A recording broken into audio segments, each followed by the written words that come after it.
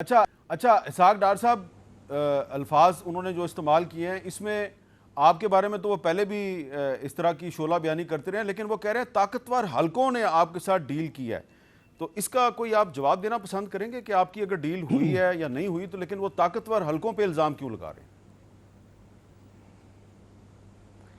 ہیں؟ میر صاحب، آپ کو اور مجھے عمران خان صاحب کا بہت تجربہ ہے.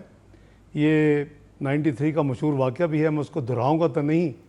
تو ان کی جو بہادری ہے، ان کی جو اپنی سچائی ہے، وہ سب آپ کو معلوم ہے، اور میں سمجھتا ہوں کہ ان کی جو شخصیت ہے وہ آپ کو اور مجھے کم از کم بڑی جانی پہچانی ہے. یہ اس طرح کے الفاظ اور اس طرح کی تقاریر یہ شو کر رہی ہیں کہ وہ فرسٹریشن کا شکار ہیں. ان کو خوف ہے میاں نواز شریف صاحب سے، سب سے پہلے ان کا ذکر کر رہے ہیں، اور پھر اس کے بعد ان کو میرا تکلیف ہے، کیونکہ ان کو پتہ ہے کہ شاید ماضی کی طرح اکانومی پھر ٹھیک ہو جائے، اور اگر اکانومی ٹھیک ہوگی تو انشاءاللہ عمران خان کے پاس پولیٹیکل سمیت جو ہے سپیس نہیں ملے گی. دوسری بات یہ ہے کہ ڈیل اور ڈھیل جو ہے وہ صرف اور صرف عمران خان صاحب کے قسمت میں ہے. وہ ہمیشہ وہ ڈیل کر کے انہوں نے الیکشن لڑا، انہوں نے ڈیل کر کے دھرنا دیا، انہوں نے ڈیل کر کے، یہ ایک لمبی سٹوری ہے 2010 سے، ڈیل کر کے اپنے آپ کو لانچ کروایا مینار پاکستان میں، ٹیکس پیئر کے کروڑوں روپے اس پہ لگائے گئے بیک ڈور میں. اس کے بعد انہوں نے دھرنا دیا، وہ بھی ایک ڈیل اور انڈرسٹینڈنگ کا نتیجہ تھا. اس کے بعد اس خادم نے اس دھرنے کو نیگوشیٹ کر کے اٹھوایا.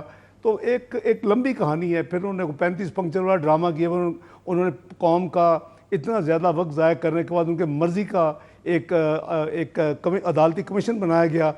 آپ کو یاد ہوگا جسٹس ناصر الملک کی سربراہی میں ان کی خواہش پر، اور اس کا جب فیصلہ آیا کہ کوئی الیکشن چوری نہیں ہوا، کوئی اس میں کوئی لمبی چوڑی دھاندلی نہیں، روٹین کی جو ہوتی ہیں ڈسکریپنسی جو ہر الیکشن میں دنیا کے مہذب ملکوں بھی ہوتی ہیں، تو انہوں نے بالکل ذرا دان کھول کے کہہ دیا کہ میری تو یہ ایک سیاسی بیان تھا. یعنی لک از اٹ ناٹ شیمفل کہ شرم کا مقام ہے کہ آپ 23 کروڑ عوام کے ملک کو آپ نے 126 دن یرغمال بنایا، اپنے کیپٹل کو یعنی اس کو یرغمال بنا کے، اور پورے نظام حکومت کو کوشش کی. ہمارا کام چلتا رہا، چائنیز صدر پاکستان نہیں آ سکا، آپ کو یاد ہوگا، اور 1 سال ڈیلے ہو گیا سی پیک.